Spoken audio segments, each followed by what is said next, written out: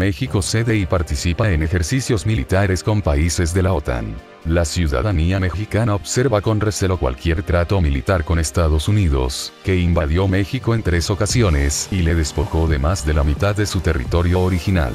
Las Fuerzas Armadas de México dan otro paso hacia la integración de una fuerza multinacional comandada por Estados Unidos. Un contingente militar mexicano participó en las últimas maniobras militares Bold Alligator, que se llevaron a cabo en la costa atlántica estadounidense entre los pasados 10 de octubre y 5 de noviembre. El objetivo de esos ejercicios, encabezados por la Armada y el Cuerpo de Marines estadounidenses, eran mejorar las operaciones militares conjuntas de los países que componen la Organización del Tratado del Atlántico Norte, OTAN, además de sus fuerzas aliadas y otras naciones socias. Una participación polémica. A pesar de que la Armada y los Marines de Estados Unidos señalaron que deseaban probar y desarrollar su fuerza marítima y anfibia para proteger los intereses estadounidenses, un contingente militar mexicano participó en esos ejercicios tácticos y de desembarco casi en sigilo. Y es que en ese país latinoamericano se trata de un tema polémico.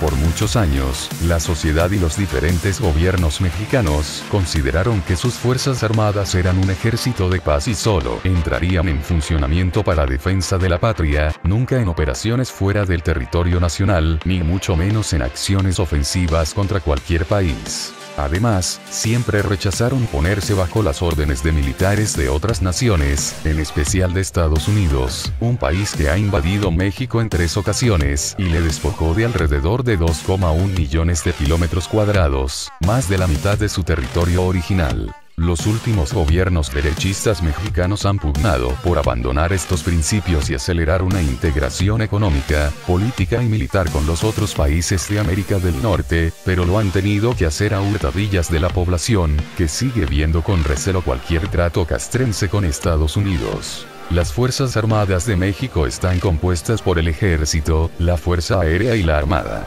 Las 2 primeras están administradas y organizadas por la Secretaría de la Defensa Nacional, Sedena, mientras que la tercera depende de la Secretaría de Marina, SEMAR.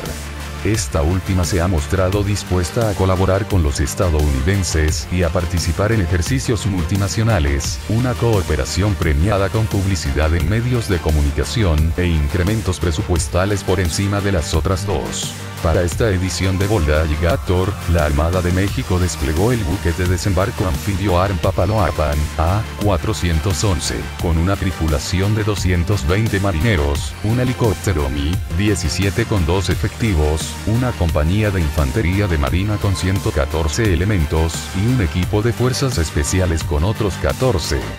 Destacaron en el Helocasting, una operación en la que una unidad se lanza al agua desde un helicóptero, aborda una nave de combate y continúa en bote hasta su objetivo en tierra, que tuvo lugar en las costas de Virginia y Carolina del Norte, Estados Unidos. Subordinación militar progresiva.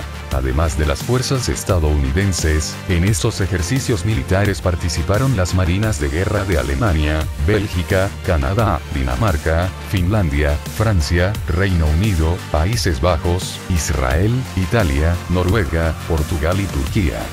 Por América Latina, México se sumó a Argentina, Chile y Colombia.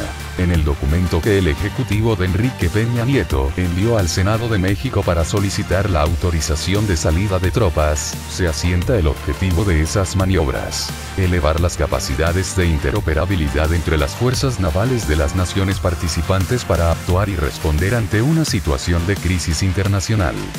La subordinación militar de México hacia Estados Unidos se aceleró desde el sexenio anterior, cuando Felipe Calderón se hizo con la presidencia. Apenas tomó el poder, militarizó el país y, con la asesoría de las agencias de seguridad estadounidenses, declaró la guerra contra el narcotráfico.